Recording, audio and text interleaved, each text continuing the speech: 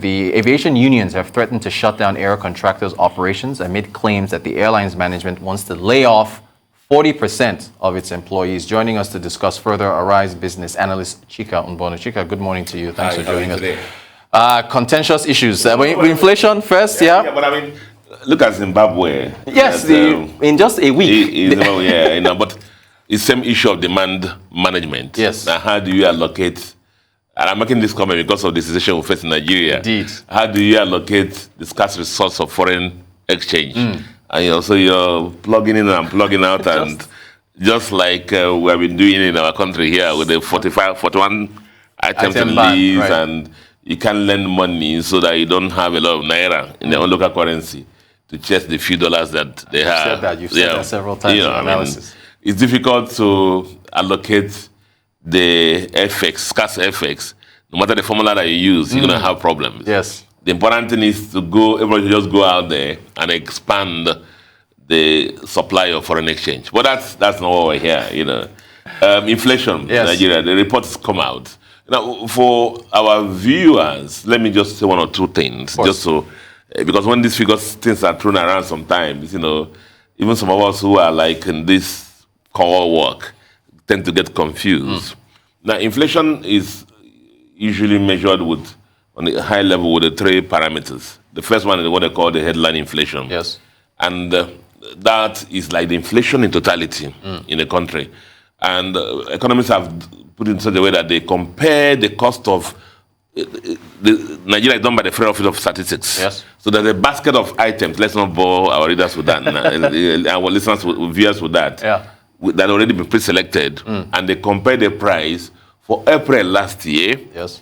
And the same basket, they compare the price April this year. Yes. And look at the movement in prices, and that's how they calculated the 16.82. Yeah. So that's the general inflation environment, and this basket will have so many items in it. Now, to further analyze, provide better analysis, they go down and segregate what they call food inflation, or food items, agricultural items, very volatile sometimes, but very essential that most of them cannot do without. Yes. And again, compare the basket of the food items April last year with the price of those items April this year, and that's what gave rise to this price of increase of 18.37%. So you can now, the husbands and the financials and those who send people to the market and the shops now can understand why this is happening. Now, the other element of that, segregating the core, the headline inflation, is the core inflation, which is every other thing except food items, like transportation, hospital services, all those. Usually for our country has always been lower than food inflation. Here again, you can see it's at high at 14.18%. Yes, indeed. The analysts go further to compare the urban inflation and the rural inflation. Yes. They believe is that at the rural areas, things are cheaper. And prices don't move as fast as in the urban area. Yeah. Not surprisingly that they reflected in inflation figures, as in the urban inflation is at 17.35. Yes. And then rural inflation is 16.32. And so that's on the high level. Yes. Now, the analysts go further and say, okay, we have compared inflation of last year, April, to this year, April. Yes. But what of April this year compared to March this year? So month on month. Month on month. Aha. So between March this year and then that's the next level. And so it tells you that between March, on a headline level again, the total level, that the prices move between March and April, it moved about 1.76%. Then the food items, element of that total inflation, moved by 2%. You can see the movement. Yes. And then the core inflation, which is the food items, every other thing less food items, moved by 1.2. And then again, on the urban and rural inflation. This is just to help. But I mean, I don't need to talk about inflation with anybody now. Anybody who sends people to the market knows that the naira does not go far again. Reasons are not too far to fetch. Again, we were coming out from surviving COVID that affected the supply chains and every other thing, and the economy was trying to pick up. The mouths to feed were still there, but production stopped. So there was already innate inflation in the system then this Russia and Ukraine war happened that Russia and Ukraine happened to be the food base of the world, literally. We thought about the other day here and said that some fertilizer, the potash, for example, between Russia and Belarus, it's about 38% of the whole potash in the world. So, apart from the food items, the value chain in agriculture is all locked up also in this war. And then add on top of it the multiplier effect of our lower currency, depreciating currency. Not surprising where we are in inflation. So that's basically solid. That. As always. Now let's look at aviation. Aero. What's happening? I've said this several times here that aviation is a glamour business. Yes, you have. And so people think that when you have Rotus Airlines, I wish. And you just fly like this. People think that Rotus now is a billionaire. He's killing it. He's making it. Not knowing that. But it's a very thin margin business. Yes. That requires on the high turnover of flights, the high turnover of passengers. And then the other unique factor about this industry is the fact that literally every element into this industry, apart from the level, even as part of the level, everything depends on foreign exchange. Yeah.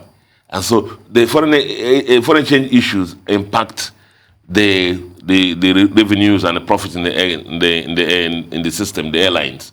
Now, the other thing now is the fact that the cost of operation. Look at the ATK, the drop of kerosene, the jet fuel. Yeah. See the price has moved. Now, so you find you start from the macro, the traveling public is diminishing. Look at Aero, for example. From where it was before, it's come down to literally. Aero literally has 1.5 aircraft, one a 737 Classic. And maybe a Dash 300 that they use with 700 staff. That is a lot of staff. With 700 staff. So what revenue streams after removing cost of diesel and cost of aviation fuel, and other costs will be enough to pay the staff salaries. But the unions don't want to hear that. You see, the unions are always making traces. Like the other day, the ASU guys were talking. They said, "Oh, the president donated $1 million somewhere." When the unions are talking, they just talk about what concerns them. Exactly. Yeah. Aviation economics is a very complex economics, and people who don't understand it, tend to mix things up. Yeah. Aero is in a very difficult and dire situation that requires a total overhaul, total rethink. The owners of Aero now are basically AMCON. And they must decide what they want to do with Aero going forward. Listen to this, and I put it out there to, aviation is a business.